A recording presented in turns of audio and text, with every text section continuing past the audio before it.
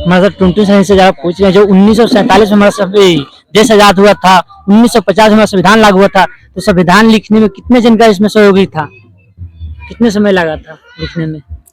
देखिए, सबसे पहले तो मैं आपको धन्यवाद करना चाहता हूँ, और आपका जो ये मानस न्यूज है, मानस न्यूज के जितने भी दर्शक हैं उनको भी दिल से धन्यवाद करना चाहता हूँ, और गणतंत्रता दिवस को सभी लोगों को बधाई देना चाहता हूँ। बात है कि हमारे देश जब आजाद हुआ था 15 अगस्त 1947 को, उसके बाद हमारे देश को चलाने के लिए एक संविधान की जरूरत थी। तो संविधान लिखने के लिए सबसे पहले एक संविधान सभा का गठन हुआ था। इसका गठन दिसंबर 1946 ईस्वी में हुआ था, और इसके सदस्य, जैसा कि आप पूछे कि इसमें कितने लोगों का सहयोग था, तो इसमें सहयोग सदस्य का सबसे पहले चुनाव हुआ था। ठीक है, अप्रत्यक्ष ढंग से चुनाव हुआ था, जिसमें कुछ ब्रिटिश प्रांत, कुछ देसी रियासत से लोग चुना के आए थे, जिसमें टोटल 389 सदस्य थे। ठीक है, किंतु जैसे ही ये चुनाव हुआ, उसके बाद 1 साल के बाद 1947 में मेरा देश आजाद हुआ, और आजादी के साथ ही साथ आपको पता है कि देश को विभाजन भी किया गया था। तो विभाजन के बाद हमारे फिर से जो संविधान सभा के कमेटी था वह टूट गया था, और उसमें से काफी सदस्य जो थे, जो मुस्लिम लीग से चुना के आए थे, वो पाकिस्तान चले गए थे, जिसमें समथिंग 73 सदस्य थे। तो फिर से उसमें काफी सदस्य की कंपाई हो गई, लेकिन जितने भी सदस्य थे उन लोगों ने अपने लगन से, अपने मेहनत से संविधान रचना का कार्य जारी रखा, जिसे कई विभाग में बांटा गया था, और संविधान रचना का कार्य प्रारूप समिति जो था, ड्राफ्टिंग कमेटी, उनको सौंपा गया था, जिसके अध्यक्ष डॉक्टर बी आर अम्बेडकर थे, और संविधान सभा के सलाहकार के रूप में डॉक्टर वी एन राव को जाना जाता है। उनका भी बहुत बड़ा योगदान था, क्योंकि इन्होंने संविधान को बनाने में विश्व के कई देशों के संविधान का अध्ययन किया था, और जो भी अच्छे अच्छे बातें जो था, खासियत, उसको निकाल करके अपने देश के संविधान में डाला गया था। जैसे कि भारत को एक संघीय राज्य बनाया गया है, जो आपको कनाडा के संविधान से लिया गया है। भारत एक धर्मनिरपेक्ष राज्य है, ये अमेरिका के संविधान से लिया गया। तो इस तरह से बहुत सारे देशों से अच्छे अच्छे जो भी विचार था, जो भी बातें था, उसको लिया गया, ग्रहण किया गया और अपने संविधान में जोड़ा गया है।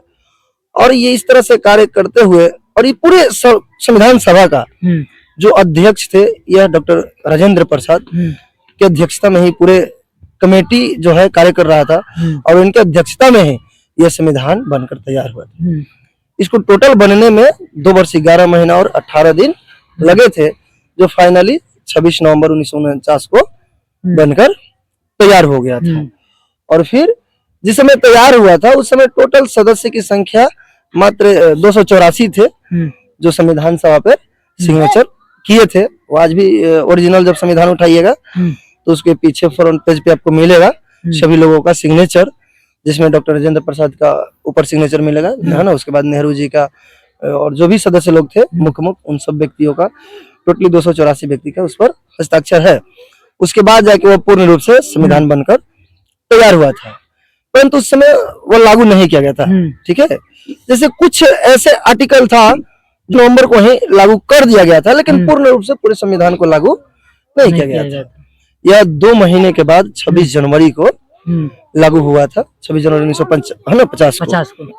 और इसके पीछे भी एक छोटी सी रीजन थी, क्योंकि जब एक बार की बात है कि आजादी से पहले पंडित जवाहरलाल नेहरू कांग्रेस के एक लाहौर अधिवेशन हुआ था ना 1929 में, तो उस समय उन्होंने 26 जनवरी 1929 को पहली बार झंडा तोलन किए थे, और उसी समय स्वतंत्रता दिवस की घोषणा कर दिए थे आजादी से पहले, और कहे थे कि ठीक आज के ही दिन 26 जनवरी 1930 ईस्वी को हम अंग्रेजों से, ब्रिटिश से आजादी ले लेंगे।